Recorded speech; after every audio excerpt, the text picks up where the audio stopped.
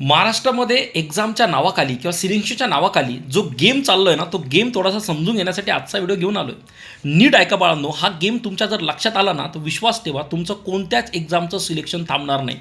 Game इतका superb आहे.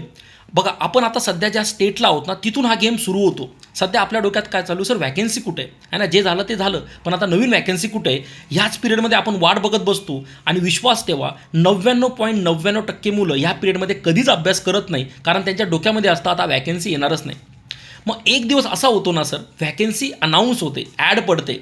आता मेन गेम इथून सुरू होतो आहे. नीट ऐका, जशी व्हॅकन्सी अनाऊन्स होती तसे मुलं विचार करतात की आता मला एखादा क्लास लावता येईल का, किंवा तेव्हा लगेच कोचिंग क्लासवाले आपले बॅच अनाऊन्स करतात आणि मुलं ती भरभरून पैसे भरून बॅच लावतात, हा विचार करून की आता मी भरपूर अभ्यास करणार.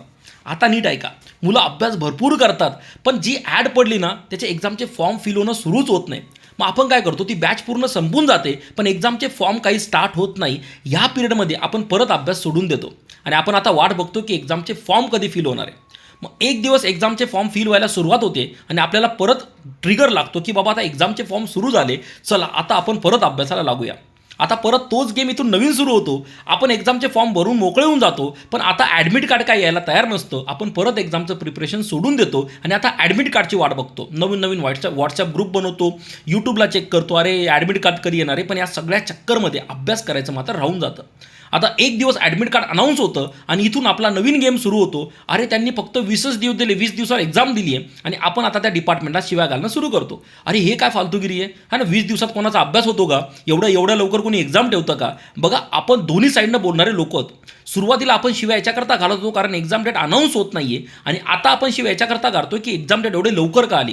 पण बाळांनो, या पूर्ण गेममध्ये तुम्हाला एक गोष्ट कळते का, त्यांनी तुम्हाला भरभरून वेळ दिला होता, पण तो वेळ तुम्ही वेस्ट घातला ह्या चक्करमध्ये की एक्झाम डेट कधी येणार आहे, आणि ओव्हरऑल तुमचं प्रिपरेशन कधीच कन्सिस्टंट कधीच नव्हतं.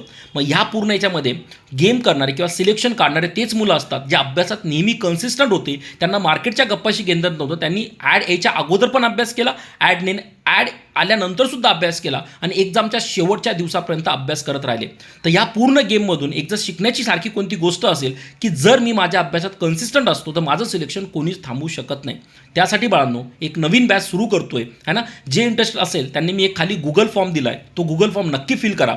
एक नवीन बॅच एक्झाम सुरू होण्या अगोदरच आपलं टेक्निकलची लेवल इतकी वाढून घेऊया की एक्झाम कधी होऊ द्या, कोणतीही होऊ द्या, आणि ती कशीही कंडक्ट करू द्या, मी माझी एक्झाम 100% काढणार. या लेवलची एक 6 महिन्याची अभ्यासाला पूर्ण कंप्लीट करणारी बॅच मी अनाऊन्स करतोय. तर खाली दिलेला गुगल फॉर्म नक्की भरा. जसा गुगल फॉर्म भरला जाईल आपण पुढची प्रोसेस डिस्कस करू. थँक्यू.